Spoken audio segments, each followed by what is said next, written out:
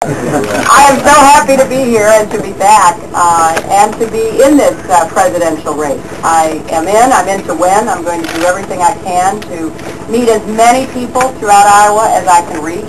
I want to do this exactly along the lines that Iowa caucus goers have gotten accustomed to. I want to be in your living rooms and in your church basements and your union halls. I'll be in one in Cedar Rapids later today. And I want to do what I did in New York, which is essentially listen. When I started running in New York, I think it's fair to say not many people thought that I could win.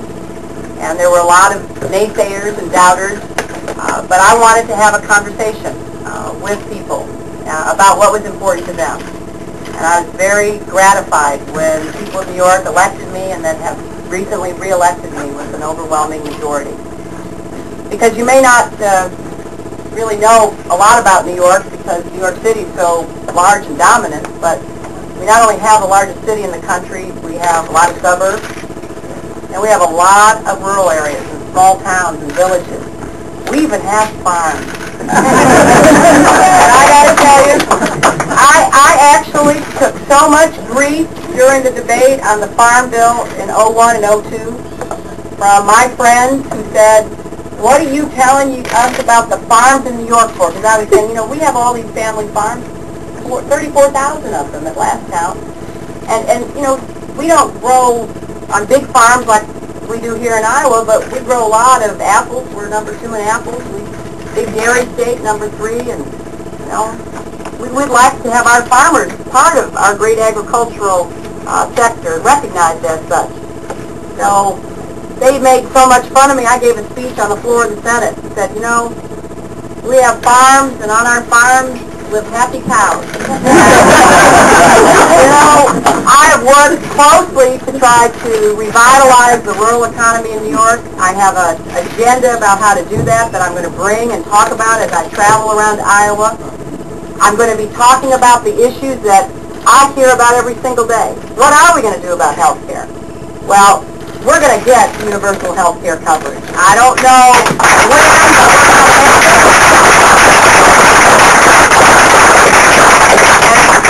and, since I do have a little experience in this area, I know what not to do, and I want to be the president who helps get it done, because there isn't anything more important to the people that I already represent and to the people I want to represent. We're going to have a new energy future in America. There is no reason we can't. And I've been working to incentivize homegrown energy. Biofuels and biodiesel and wind and solar and geothermal and hybrids and electric and all the rest in both transportation and in power production. It is really heartbreaking that we have no plan like we need. We should have something like the Manhattan Project or the Apollo Project. We need to have that. We need a president to do it right. We got to deal with global climate change. It's real. I don't care whether the president tries to, ignore it. We know it's real. We've got to tackle it. And you know what? If we do what we need to do on energy and the environment, we will create good, paying new jobs. And we will enhance our security around the world. So these are win-win positions.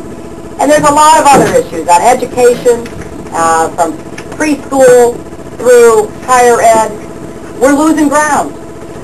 We're making it so expensive that kids can't go to college, or if they go, they can't complete, or they get out with so much debt.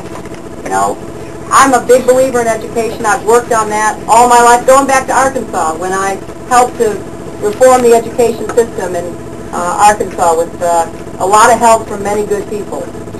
So I really believe we can renew the promise of America, and that at bottom means giving people a chance at a good quality of life and a rising standard of living. The American middle class is a unique creation of the United States of America. You'll find rich people anywhere, with all due respect. I tell this to my friends, because I do represent the richest people in America and some of the poorest people in America. And I tell, a lot of those folks who are doing real well right now that they came out of the middle class. Some of them came out of very modest backgrounds. And if we don't revitalize the American middle class, we will not recognize our country. So that means tackling the cost of that living and creating those new good jobs. But I don't need to tell you that the next American president has another big job. Not only do we have to renew the promise of Americans here at home, we have to restore the greatness of our leadership and respect for our country abroad. We got to bring the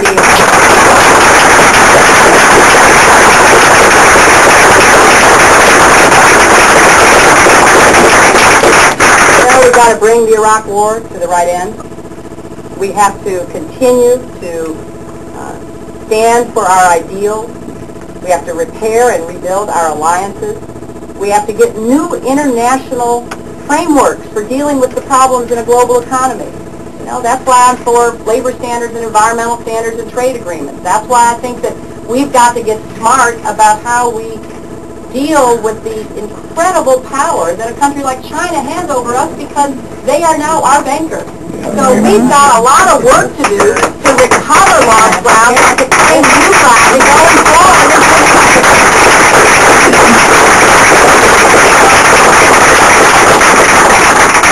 Scott was nice enough to invite me, and I know you look like a very busy group here. I'm impressed at the work that you're doing, and as I said at the beginning, I'm very committed to this race, and I'm very excited about it.